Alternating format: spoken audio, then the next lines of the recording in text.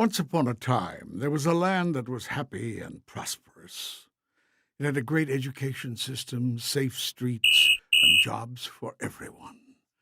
There were a few poor people and a few rich people. Most were in the middle. The people of this land paid for their good life by investing in their future together. They called this paying taxes. Everyone paid what they could afford. The poor people paid a little, the people in the middle paid a middling amount, and the rich people, 1% of everyone, paid more than the others. Just about everyone thought that this was best. But over time, rich people decided they weren't rich enough, so they came up with ways to get richer. The first way was through tax cuts. They didn't mind if this meant fewer services for everyone.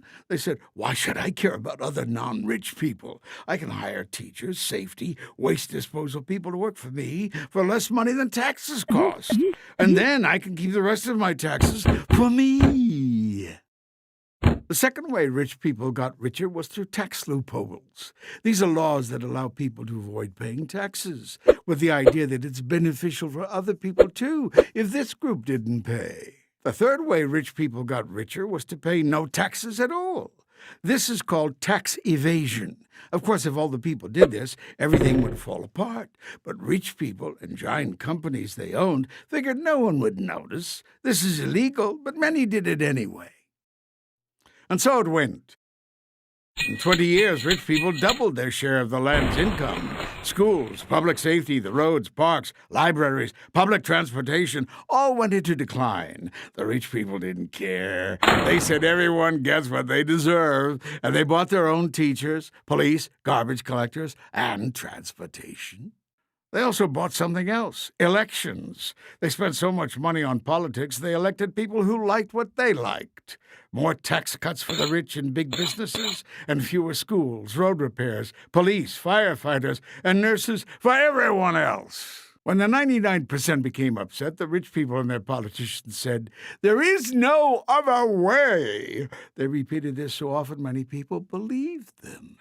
Meanwhile, instead of investing in things that most people could use, and instead of providing jobs that paid people well like they used to, rich people found they could make more money on Wall Street. Wall Street is a place where money makes money.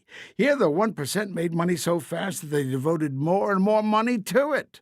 They took some of that money and sent it far away, where workers had no rights, to produce things that workers used to produce here. When ordinary people wondered why rich people needed so much money, the 1% said, "Don't worry. This is good for you, too, because it will trickle down from us to you. Someday you'll be rich, and then the rules we made for us will be your rules, too." Some people weren't so sure about this, so the rich people bought newspapers and TV and radio stations and internet companies and paid them to repeat over and over, "Someday you will be rich, too. There is no alternative." Soon you could hear people saying, "There is no other way. Someday we'll be rich." Meanwhile, the rich people's money piled higher and higher. But after a while, it was piled too high.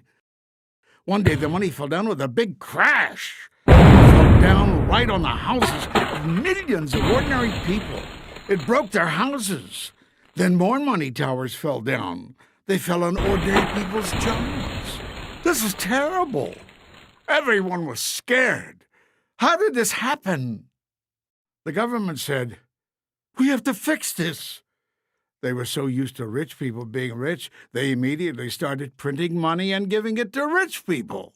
But they didn't give any to the ordinary people whose houses and jobs were broken by the crash. Those people said, "You gave the rich people money to replace their money that got lost in the crash. Why aren't you giving us any to fix our houses and our jobs? They got broken in the crash too."